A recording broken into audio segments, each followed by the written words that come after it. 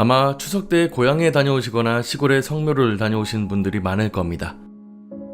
시골집에 가는 건 오래 걸리고 수고스러운 일이지만 그만큼 일상과 도시에서는 찾아볼 수 없었던 재미가 있기도 한데요.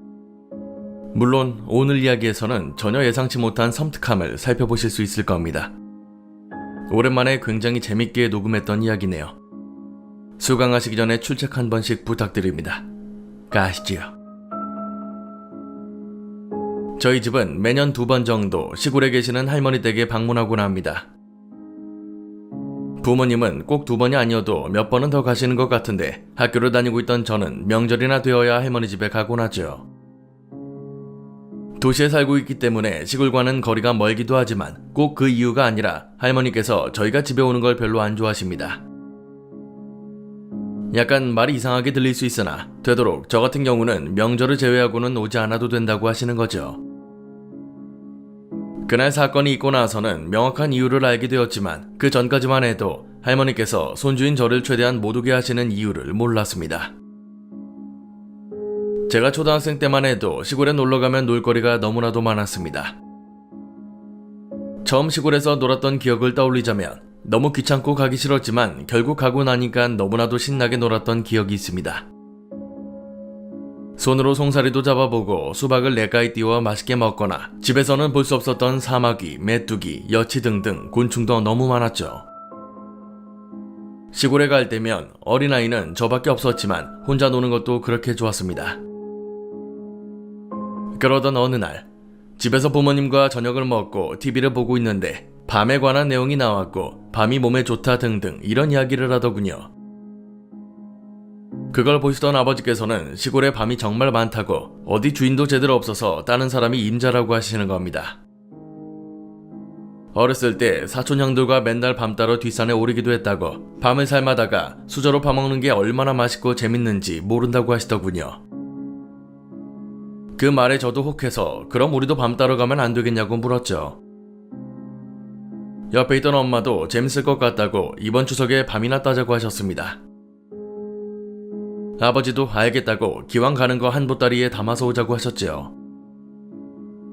벌써부터 신이 난 저는 시골 갈 생각에 부풀어 있었고 명절 연휴에 차가 꽉 막히는 상황임에도 그 자체로도 재미가 있었습니다. 그렇게 할머니 집에 도착해서 마당에서 이것저것 놀다가 할머니께서 해주시는 밥을 먹으며 슬쩍 운을 띄웠습니다. 할머니, 우리 내일 밤 따러 가려고 하는데 어디로 가면 좋아요? 이때 할머니께서 보이신 반응이 지금도 선명하게 기억납니다. 안 돼! 라고 단칼에 말씀하시는 할머니의 목소리에 다들 깜짝 놀랐죠. 이유를 여쭤보니 안 된다고 요새는 다 밤나무 주인들이 있어서 그렇다고 하시더군요. 그럼에도 그렇게 강한 어조로 말씀하시는 건 도무지 이해되지 않았습니다. 아버지는 사촌형인 호연 삼촌네 뒷산에 있는 건 가도 되지 않냐고 물으셨죠. 원래 이 동네가 사촌들을 포함해 다 같이 살았던 곳인데 지금은 다들 타지로 나가고 사촌형네 한 곳만 근처에 사셨습니다. 안 그래도 매번 명절 때마다 만나던 분인데 잘 됐다고 내일 오시게 되면은 같이 밤이나 따러 가겠다고 말했죠. 그런데 할머니께서는 절대로 안 된다고 밤은 몇 자루나 구해줄 수 있으니 절대 산은 올라가지 말라고 또다시 어색한 엄포를 놓으셨습니다. 저나 부모님은 전혀 이해하지 못해서 어떻게 해서든 가려고 했지만 할머니께서는 끝끝내 안 된다고 강경하게 말씀하셨습니다. 조금 이상했던 건 이런저런 이야기들이 오가는 내내 느껴졌던 건 할머니께서 밤을 따지 말라고 하시는 게 아니라 산에 오르지 말라고 하시는 겁니다. 산이 그렇게 위험한 건가? 대체 왜 가지 말라고 하시는 건가 의문이 들었죠. 아버지는 예전에도 형들이랑 자주 다녔던 곳인데 굳이 못 갈 이유가 없다. 굳이 말리시는 이유가 뭐냐? 최대한 조심해서 밤을 따겠다고 말씀하셨습니다. 그리고 할머니께서 나지막이 그건 네 애비가 있었으니까 라고 하셨죠. 한평생 이곳에서 농사를 지어 오셨던 할아버지께서는 몇 해 전에 돌아가셨습니다. 물론 주변 지리나 산에 대해서도 잘 알고 계셨겠지만 그렇다고 아버지께서도 산에 못 오를 이유는 전혀 없었습니다. 마치 어린아이처럼 때를 쓰는 아버지를 보시고는 한숨을 쉬던 할머니께서는 그럼 알겠으니 호연이 형이랑 같이 가되 저는 집에 두고 가라고 하셨지요. 이때부터 저도 아버지처럼 때를 쓰기 시작했는데 밤이 머리 위로 떨어지면 큰일 난다부터 시작해 절대로 가면 안 된다고 하셨습니다. 그러던 중 아버지께서 짧은 윙크를 하셨고 이내 내일 같이 데려가 주시겠구나 싶어 더 이상 때를 쓰진 않았습니다. 다음 날이 되자 호연 삼촌이 차를 몰고 오셨고 무언의 약속대로 차를 출발시키기 직전 저도 따라타서 산으로 향했습니다. 차를 타고 덜컹거리며 자갈밭을 지났더니 폭이 아주 넓지만 수심은 얕은 강이 나왔죠. 설마 이 강을 차를 타고 건너는 거냐고 물으니 맞다고 여기는 수심이 얕아서 가능하다고 하시고는 이내 엑셀을 밟았습니다. 아무리 얕다고 하지만 차를 타고 강을 건너니까 너무나도 신기하고 재밌었지요. 그렇게 호연 삼촌네가 가지고 있던 산을 타기 시작했는데 어디 만화에서나 봤던 것처럼 밀짚 모자를 쓰고 근처에 있던 막대를 주워 돌아다녔지요. 30분 정도 산을 타고 들어갔더니 이게 웬걸 주변이 온통 밤나무인 겁니다. 게다가 막대기로 나무를 살살 쳐도 곧바로 밤들이 우수수 떨어졌습니다. 너무 많이 쏟아지다 보니까 정말로 위험했기 때문에 한 사람이 긴 장대로 나무를 치면 다들 구경하다가 끝나면 밤을 담았습니다. 발로 밟아서 소개들은 밤을 꺼내는 게 얼마나 재밌었는지 모릅니다. 그렇게 한참을 밤따기 산매경에 빠져있을 무렵 목이 말라 허리를 젖혀 물을 마시려고 할 때 뭔가 이상하게 보였습니다. 200~300m는 떨어진 산 등성이에 웬 사람이 서서는 저희 쪽을 보고 있더군요. 분명 산 주인이 호연 삼촌이라고 했는데 혹시나 다른 사람이 뭐라고 하려나 싶었죠. 그런데 계속 그 사람을 보고 있으니 이게 사람이 아니라 허수아비인 겁니다. 전혀 움직이지도 않았고 정말 논에 있는 허수아비처럼 양팔을 좌우로 펼치고 있었고 다리는 그 밑으로 곧게 뻗어 있었습니다. 저기도 밭이 있나 보다 싶어서 다시 밤을 캐려고 하는데 무심결에 든 생각을 그대로 입 밖으로 내뱉었습니다. 산에도 허수아비를 두나? 그 말에 아버지는 응? 이라고 별일 아닌 것처럼 짧게 물어보셨는데 가만히 저를 쳐다보던 호연 삼촌은 아무 말도 하지 않고 계속해서 저를 보고만 있었습니다. 그리고 어디? 라고 물으셨는데 제가 그 방향을 손가락으로 가리켰더니 삼촌은 그쪽을 보시고는 어디 허수아비가 있냐고 재차 물으셨죠. 내 눈에는 아직도 거기 서 있는 허수아비가 명확하게 보였기 때문에 저게 안 보이시냐고 삼촌 쪽으로 가서 손가락으로 방향을 다시 잡으며 말했습니다. 그 순간 삼촌은 갑자기 저를 끌어안고는 벼랑간 냅다 뛰기 시작했습니다. 엄마나 아버지도 당황해서 야 어디 가냐? 라고 소리를 지르셨는데 삼촌은 죽어라 달리기 시작해 이내 산 밑에 도착했습니다. 그리고는 당장 차에 타라고 윽박을 지르는데 저는 너무 놀라기도 했지만 당황스러움에 우물쭈물 서 있었고 이내 삼촌은 구겨 넣듯이 저를 차 안으로 밀어넣었습니다. 이게 대체 무슨 상황인가 전혀 이해하지 못했고 삼촌은 넘어왔던 강을 통과해 다시 할머니 집까지 아무런 말도 하지 않고 운전만 할 뿐이었습니다. 제가 왜 그러냐고 아무리 물어봐도 단 한 번의 대꾸도 없었지요. 삼촌은 할머니 집에 도착했을 때 차에서 내리자마자 마당으로 들어가는 길부터 고모! 고모! 소리를 지르며 할머니를 불렀습니다. 이미 제가 집에 없다는 걸 알던 할머니께서는 마당에 계셨고요. 제가 마당에 들어서자 할머니는 저와 삼촌을 번갈아 보면서 무슨 일이냐고 물었습니다. 그리고 삼촌은 제가 영산이를 봤다고 산에서 영산이를 본 것 같다고 말씀하셨죠. 갑자기 소리를 지르며 달려오는 할머니께서는 당황한 저의 양손을 붙잡고 너 산에서 뭘 본 거냐? 사람 같은 거 본 게 맞냐? 얼굴은 어떻게 생겼냐고 물으셨습니다. 아까 산에 있을 때 위쪽에 허수아비가 있는 걸 봤다고 사람이 아니라고 말했죠. 이내 할머니께서는 부랴부랴 마루로 올라가 아버지에게 전화를 거셨고 빨리 집으로 오라고 당장 와야 한다고 소리를 지르셨습니다. 할머니의 이런 모습을 처음 보다 보니 놀라움보다는 무섭다는 생각이 들더군요. 할머니께서는 아버지 외에도 여기저기 전화를 거셨는데 그 와중에 삼촌은 제가 정확히 어떻게 생긴 허수아비를 봤는지 물어보셨습니다. 마치 취조라도 하는 것처럼 아니 제발 본인이 생각하는 게 아니기를 바라는 것처럼 계속해서 제가 본 허수아비를 자세히 묘사해보라고 말씀하셨습니다. 제가 봤던 모습 그대로 막 읽고 있는데 어느 순간 눈을 떠보니 안방이더군요. 처음 눈을 떴을 때 옆에 엄마와 아버지께서 있었는데 이게 대체 무슨 일인가 싶어 내가 왜 여기 있냐고 물었습니다. 근데 부모님은 전혀 제 말을 듣지 않으셨고 일단 자라고만 하실 뿐이었죠. 어이가 없었던 게 분명 방금 전까지 대낮에 마당에서 말을 하고 있었는데 어느 순간 캄캄한 밤이 되어 있었고 저는 안방에 누워 있었습니다. 내가 기절한 거냐고 물으니 엄마는 잠깐 잠에 들었다고 피곤해서 그런 거라고 하셨죠. 이내 아버지께서는 엄마에게 저를 절대로 방 밖으로 못 나오게 하라고 신신당부하셨고 문을 열고 나가자 마당 밖으로 나가는 신발 소리가 들려왔습니다. 한동안 안방에서 저와 엄마만 있었지만 고요한 정막만이 가득했습니다. 그러다 기절하기 전에 들었던 단어에 대해 엄마에게 물었죠. 엄마, 영산이가 뭐야? 어? 너 그거 어디서 들었어? 아까 삼촌이 내가 영산이를 봤다고 하셨는데? 엄마도 잘 모르고 그런 거 신경 쓰지 말고 일단 오늘은 빨리 자자. 이미 한참을 잤기 때문에 잠이 안 올 것 같았는데 언젠가 눈을 뜨니 이미 아침이 되어 있었습니다.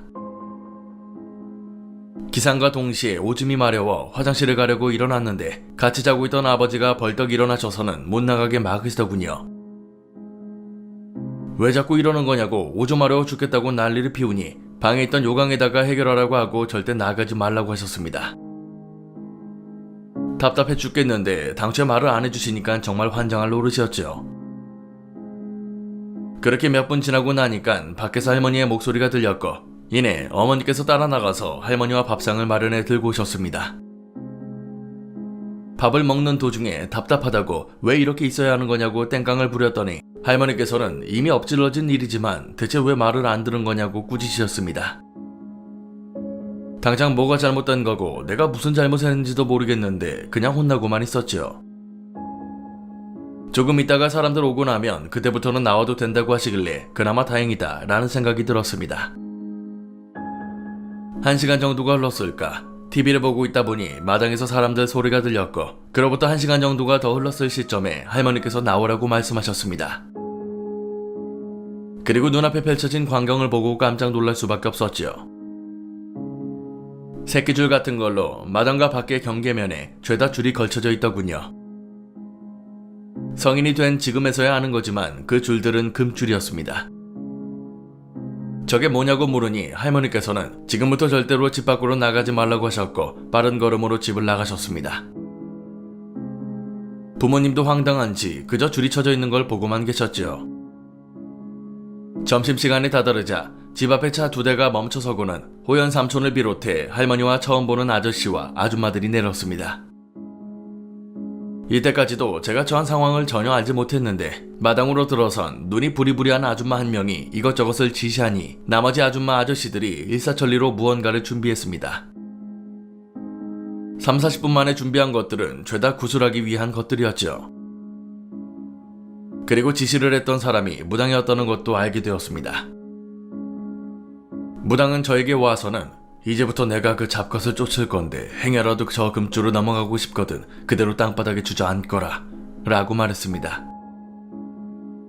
종교고 나발이고 구슬한다는 것 자체가 이렇게 무섭고 섬뜩한지 몰랐습니다. 그냥 그 광경을 보고 있는 것만으로도 겁에 질려서 엄마 옆에 바짝 붙어 있었는데 엄마나 아버지도 어찌할 바를 모르니 계속 저를 감싸고만 계셨습니다. 이내 할머니께서 다가오셔서는 이거 하나면 얘 죽는다. 제발 말 좀 들어라. 라고 하셨습니다. 엄마가 괜찮다고 하는 말에 느릿느릿 마당 한중간으로 갔는데 북과 꽹과리를 치기 시작하면서 말로만 듣던 구판이 시작되었습니다. 뭐라고 말하면서 춤 같은 걸 추는데 도저히 알아들을 수도 없었고 대체 저 춤이 뭘 의미하는 건지도 전혀 알 수 없었습니다. 그저 공포에 떨며 엄마 아버지만 쳐다보고 있는데 이미 마을 사람들도 죄다 구경을 와서는 문 밖에서 담장 너머로 보고 있더군요. 제발 빨리 끝나기만을 기도하고 있을 때 문득 밖을 쳐다보니 그 많은 인파 속에 이상한 얼굴 하나가 보이는 겁니다. 남자 같긴 한데 얼굴이 온통 까맣게 되어 있는데 눈알만 하얘서 소름 끼치는 웃음을 지으며 저를 보며 웃고 있었죠. 미동도 하지 않고 저만 보고 있던 남자는 슬슬 옆으로 움직이며 집 대문 쪽으로 이동했는데 이게 그냥 걷는 게 아니라 마치 미끄러지듯 움직였습니다. 제 관점에서는 얼굴이 평행하게 옆으로 움직이는 거였죠. 그리고 열린 마당문 사이로 남자가 드러났고 그게 어제 제가 봤던 허수아비라는 걸 알았습니다. 양손을 옆으로 펼치고 있었고 다리는 아래로 곧게 뻗고 있었지만 어제는 멀리서 보지 못했던 것들이 보이더군요. 까만 얼굴은 다 타버린 거였고 손목과 발목은 줄 같은 걸로 묶여 있었습니다. 옷은 다 해져서 중간중간 살이 보였는데 그마저도 까맣게 타 있었죠. 저게 이 모든 일의 원인이라는 걸 알아챘지만 그보다 저게 가까이 오고 있음에 겁에 질려서 그 자리에서 오줌을 지렸습니다. 꺽꺽대며 엄마를 부르려고 했지만 도저히 목소리가 나오지도 않았고 아무리 고개를 돌려 부모님을 보려고 해도 몸은 제 뜻대로 움직이지 않았습니다. 남자는 대문을 넘어 마당으로 오고 있었는데 불과 5m 정도도 안 되는 거리가 되었을 때 무당이 소리를 질렀습니다. 어디 불경스러운 게 들어오려고 하냐고 대문을 보고 소리를 지르는데 남자가 그 자리에서 멈췄고 이내 제가 아닌 무당을 쳐다보며 웃기 시작했죠. 그나마 얼굴에서 가장 하얀 이빨을 드러내며 눈을 희번뜩이는데 무당은 그런 모습에도 아랑곳하지 않고 계속해서 호통을 쳤습니다. 막 소리를 지르는가 하면 옆에 있던 통에서 뭘 꺼내서 던지기도 했는데 그럴 때마다 아니 눈을 감았다 뜰 때마다 남자는 점차 멀어졌습니다. 그리고 어느 순간 시야에서 벗어났는데 그와 동시에 몸이 움직이고 말이 나왔죠. 그대로 엄마한테 달려가 울고불고 빨리 도망가야 한다고 난리를 쳤는데 무당은 절대로 안 된다고 저놈 아직 저기 있다고 다시 돌아오라고 화를 내더군요. 다시는 가고 싶지 않은 마당 가운데 자리를 보며 천천히 발걸음을 옮겼는데 그로부터 2시간 정도는 계속해서 춤을 추고 뭔가를 읊조리며 굿을 이어갔습니다. 정말 신기했던 건 뭘 한 것도 아닌데 몸이 축 처지면서 엄청 지친 상태가 되었습니다. 그와 동시에 배가 고프고 갈증이 솟구치면서 엄마한테 물 좀 달라고 애원했죠. 그런데 무당이 말하기도 전에 할머니께서 엄마한테 호통을 치며 절대로 물 주면 안 된다고 이놈이 뭘 이야기하든 듣지 말라고 화를 내셨습니다. 순간적으로 할머니가 어찌나 밉던지 물 한 번 먹는다고 뭐가 달라지냐고 화를 냈습니다. 그런 제 모습을 보는 할머니는 표정 변화 하나 없었고 엄마는 이미 눈물 콧물 범벅이 되어 저를 보는데 아버지도 엄마를 끌어안고 있었습니다. 목이 타들어가는 것처럼 마르니 제발 물 좀 달라고 애원하는데 그 많은 사람들 중 누구도 물을 주지 않았습니다. 어렸을 적 마트에 들어누워 때를 썼던 것처럼 난장을 피우는데도 여전히 물은 없었죠. 그리고 제 풀에 지쳐 기절한 것 같았는데 눈을 떠보니 또다시 안방이더군요. 엄마는 그렇게 많이 울었는데도 깨어난 저를 보고는 또 우셨습니다. 아버지는 다행이라고 말한 뒤 내일 아침에 바로 집에 갈 거니 걱정 말라고 하셨습니다. 이제 나 괜찮아진 거냐고 다 나은 거 맞냐고 했더니 이제 다 끝났다고 말씀하셨죠. 희한하게도 밥을 먹은 지 꽤 된 시점이라 배는 고팠는데 아까처럼 목이 타들어가는 갈증은 느껴지지 않았습니다. 부엌에서 가져온 밥을 먹고 TV를 보다가 이내 다시 골아 떨어지고는 닭이 울기 시작한 즈음 부모님이 짐을 챙기기 시작했습니다.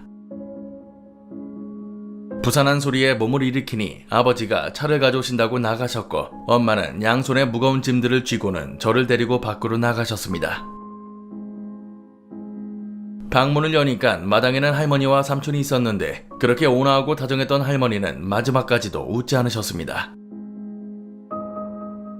그리고 아버지에게 어떻게 가야 하는지를 자세히 일러주셨는데 아버지는 이미 종이에 써놨다고 말씀하셨고 어여 데리고 가라는 할머니 말에 저는 인사도 제대로 못하고 집을 나섰습니다. 집으로 가는 길 뒷자리에 앉아 아무 말도 하지 않았던 저는 정작 이 사건에 대해 아무도 말해주지 않는 게 화가 나 심통을 부렸습니다. 엄마가 괜찮냐고 배고프지 않냐고 묻는 말에도 대답하지 않았고 그런 저를 보고는 휴게소에 들러 우동이나 먹자고 하시더군요. 왜 나한테 말을 안 해주냐고 물었지만 끝끝내 더 이상 묻지 말라고만 하셨습니다. 물론 집에 와서도 심통을 부렸고 한 달이 다 되어가는 시점에 내막을 듣게 되었습니다. 영산이, 그 마을에서는 영산이라고 부르는 귀신이 있다고 하시더군요. 이미 오래전부터 전해져 오는 귀신인데 원귀 중에서도 악귀라 그 귀신한테 시달리며 죽었던 아이들이 한두 명이 아니라고 하더군요. 왜 영산이라고 부르는지는 모르겠습니다. 다만 그 악귀가 할머니께서 태어나지 않았던 시점부터 있었다고 하는데요. 마을 어르신들의 말에 따르면 영산이라고 부르는 그것은 천의 고아이고 어려서부터 산에 움막을 짓고 사는 거지였답니다. 하지만 배가 너무 고픈 나머지 저녁만 되면 마을로 내려와 음식들을 훔쳤는데 안 그래도 다들 가난하고 배고픈 시기에 미움받을 짓을 한 거죠. 도둑질이 심해지다 보니까 동네 청년들이 산으로 올라가 영산이를 두들겨 팼는데 십자가에 다는 것처럼 나무 판자에 손발을 묶어두고 죽을 때까지 팼다는 겁니다. 그리고 나서 그냥 오면 될 것을 아예 죽으라고 했던 건지 움막에 불을 지른 거죠. 그 안에서 산채로 타 죽었는데 나중에 시체를 발견하고 대체 왜 이렇게까지 한 거냐고 마을에 한바탕 난리가 났답니다. 하지만 마을에서 꽤나 입지가 있었던 청년들이라 크게 문제될 건 없었죠. 문제는 그 다음 해부터 일어났다 합니다. 아이들이 산에 놀러 가거나 어른들이 장작을 패러 올라가면 영산이를 발견한다는 거죠. 그리고 아이 어른 할 것 없이 영산이를 보게 되면 그날부터 시름시름 앓으며 헛소리를 하기 시작하는데 눈이 파랗게 변하고 발작을 일으키다가 결국 죽는다는 겁니다. 그 때문에 마을에서 도망친 사람들도 많았는데 당시만 해도 평생 살아왔던 터전을 버리고 가는 게 쉽지 않았다는 거죠. 그나마 다행인 건 비교적 최근 들어서는 영산이를 본 사람들이 없었는데 가장 마지막으로 영산이를 본 게 어린 시절 돌아가신 아버지의 외삼촌이었답니다. 즉 할머니 남동생이 산에 갔다가 영산이를 보고 죽었다는 거죠. 이때도 어른들이 살리겠다고 별짓을 다 했는데 이미 하루에도 수십 번을 토하며 시달리던 터라 구슬하던 도중에 죽었답니다. 할머니는 그 광경을 다 지켜봤던 거고 이 때문에 제가 허수아비를 봤다고 하니 경기를 일으키며 일사천리로 모든 걸 다 해주신 겁니다. 아버지도 이 사건으로 본인에게 외삼촌이 있었다는 걸 알게 되었는데 그보다도 어렸을 때 왜 할아버지랑만 산을 가게 했는지도 깨달았다고 하시더군요. 절대로 혼자 안 보낸 이유가 그 악귀 때문이라고 말입니다. 그날 이후로 10년이 넘게 시간이 흘렀지만 할머니 집에는 한 번도 가지 않았습니다. 오히려 할머니께서 집으로 올라오셨고 그게 아니면 할머니 집 근처에서 보는 일이 많았죠. 현재 할머니께서도 많이 연로하시지만 결코 할머니 집은 가지 않고 있습니다. 이야기는 여기까지입니다. 무슨 영화 한 편 보는 것처럼 읽었던 것 같습니다. 할머니께서는 동생을 잃었을 당시 받은 충격에 산을 오르지 말라고 했던 거였네요. 실제로 영산이라는 악귀처럼 동네마다 잘 알려진 신이 있긴 합니다. 이 때문에 마을에서 제사를 지내기도 하고 금기시하는 행동들도 있죠. 물론 영산이라고 하는 존재는 다른 동네에서 말하는 신과는 조금 다르긴 한데요.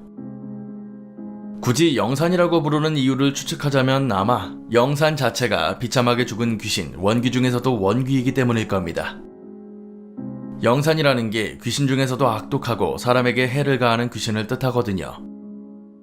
이야기만 봤을 때는 거의 100년도 더 된 귀신 같은데 아직도 있다는 게 참 신기하네요. 오늘 강의는 여기까지입니다. 재밌게 봐주셨다면 공포학과의 수강 신청 부탁드립니다. 공포학과 M교수였습니다.